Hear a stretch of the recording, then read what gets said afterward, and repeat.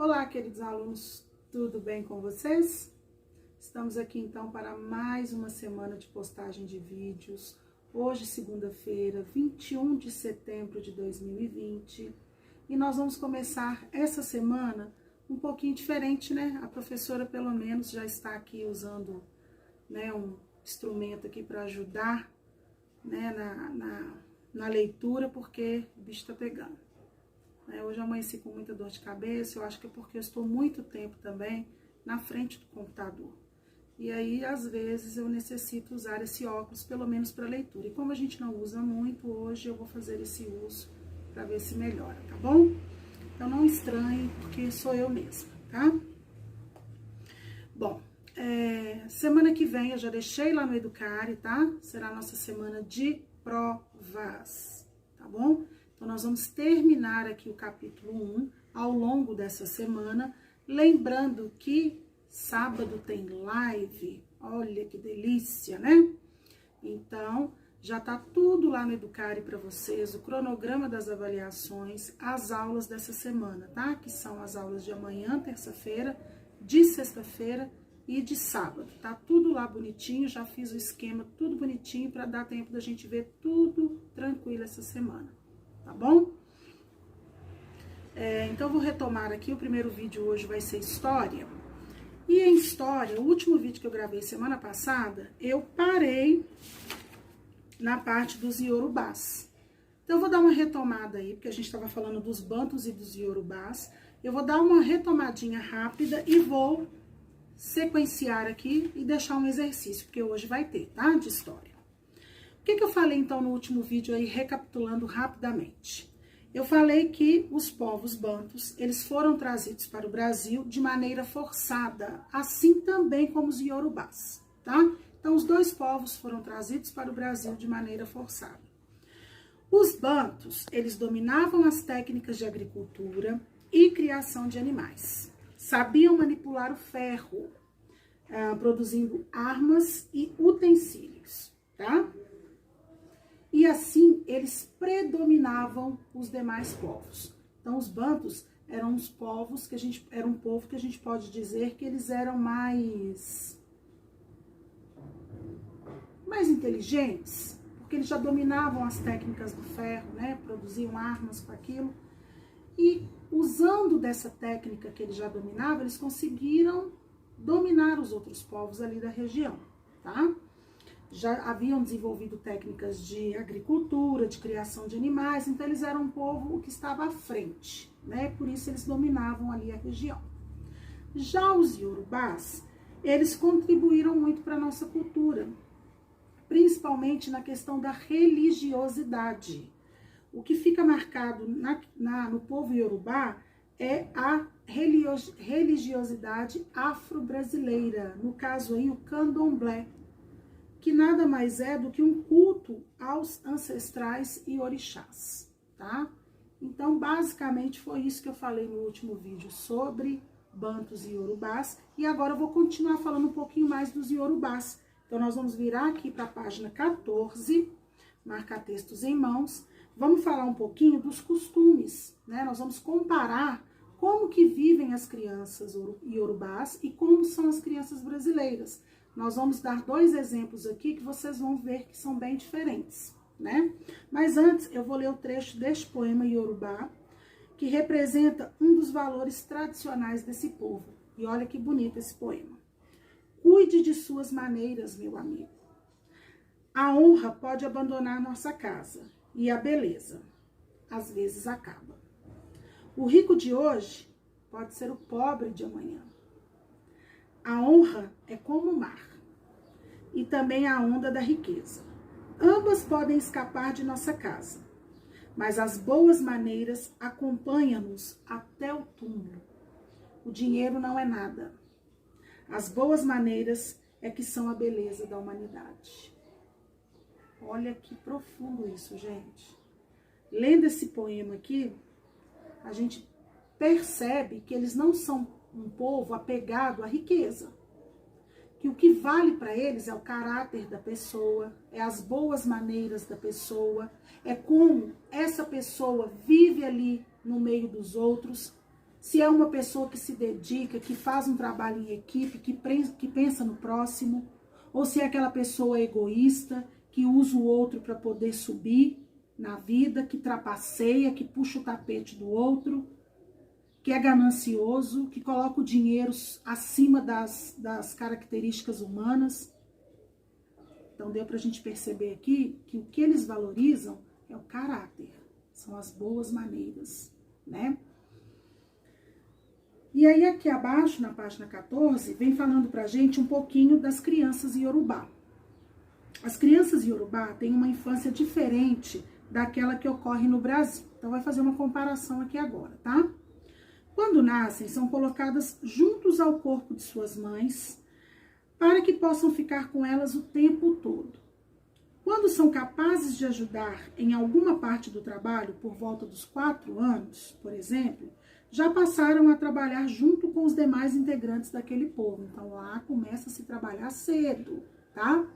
Quando fala assim, coloca a criança junto ao corpo da mãe, nós aqui também ao nascermos somos colocados junto à mãe. Só que não ficamos o tempo todo, né? A mãe vem, dá aqueles primeiros cuidados, amamenta e tudo, mas depois é colocado ali no bercinho e tal. O povo iorubá, as crianças ficam mesmo no corpo da mãe, amarradas às tiras, né? Tem um nome específico para isso, mas agora eu vou falar aquelas tiras de pano em volta e a criança fica presa nela, no seu corpo, tá? E por volta dos 4 aninhos, eles já começam a exercer trabalhos junto com os demais, tá? Lá não tem vida mole, não. As brincadeiras e jogos acontecem geralmente à noite, quando as tarefas já terminaram, ou seja, primeiro o trabalho, depois a diversão. As crianças costumam ensaiar para apresentações de músicas, danças e jogos que acontecem durante as festas tradicionais. Ou seja, desde cedo as crianças já são inseridas, né, naquela cultura do povo iorubá e principalmente na questão da religiosidade, das apresentações. Então as crianças desde cedo elas já têm contato com esse mundo, né, com essa cultura.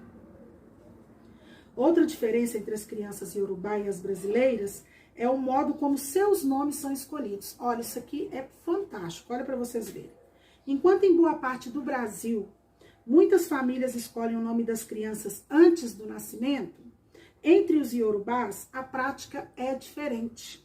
O nome do bebê se relaciona diretamente com as características do seu nascimento ou características da família, ou seja, ela varia conforme a situação. Se nasceu pela manhã, tarde ou noite, se nasceu em casa, na estrada ou em um lago, se nasceu após a morte ou o nascimento de algum familiar, se nasceu de uma família de caçadores, se são gêmeos, se tem necessidades especiais, entre muitas outras variações. Então, o povo iorubá, eles não escolhem o nome dos seus bebês antes do nascimento. Eles acompanham a evolução da gestação e quando o bebê nasce, eles vão se cercar das características daquele nascimento. Se foi de dia, de noite, de tarde, se foi na estrada, se foi em casa, se foi num lago. Ou seja, tudo isso, todas essas indicações, elas vão contribuir para a escolha do nome do bebê. Eu achei fantástico, gente, essas duas curiosidades aqui. Então, é claro que a gente vai grifar os 2 parágrafos, tá? Que tá aqui na página 14.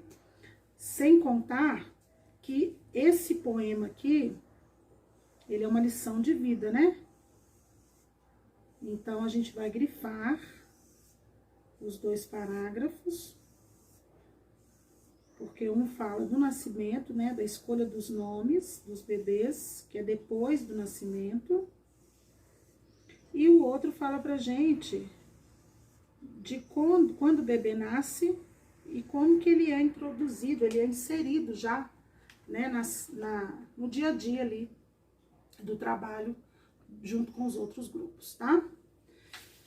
Com isso, a gente vai lá para a página 16, falar um pouquinho sobre a invasão europeia, tá? Então, lá na página 16, a gente vai falar um pouquinho da invasão europeia. Então, com isso, eu terminei os bantus e iorubás, e agora a gente vai falar um pouquinho da invasão europeia. Página 16, tá? As riquezas do continente africano atraíram o interesse de comerciantes e governantes europeus. Produtos como o marfim, o ouro, as pedras preciosas e o sal eram largamente valorizados e desejados pelos comerciantes. Prova disso foram as relações que se estabeleceram a partir das grandes navegações dos séculos XV e XVI. Foi o início de um longo processo de domínio e expoliação desses povos. O que é expoliação? Tem um quadrinho rosa aí do lado. É quando alguém, por meio de fraude ou violência, apropria-se de algo que não é seu. Que tiveram as dinâmicas do continente largamente alterados. A captura de pessoas para transformá-las em escravizadas gerou impactos na organização das populações africanas. Então, minha gente, as grandes navegações houveram aí um interesse sobre a riqueza que havia no continente americano. Riquezas essas como o marfim, as pedras preciosas, o sal, né? E o ouro, tá? E aí foi o início de um processo de domínio. Por quê? Eles tentaram escravizar os negros que ali estavam. Eles tentaram se apropriar não só da riqueza, mas também das pessoas que ali estavam. Muito triste, né?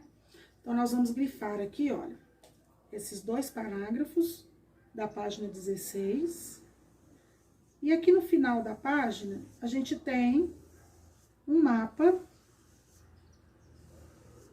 que mostra pra gente o continente africano, que foi desenhado pelo cartógrafo belga Antwerpio Abraham Cortelius.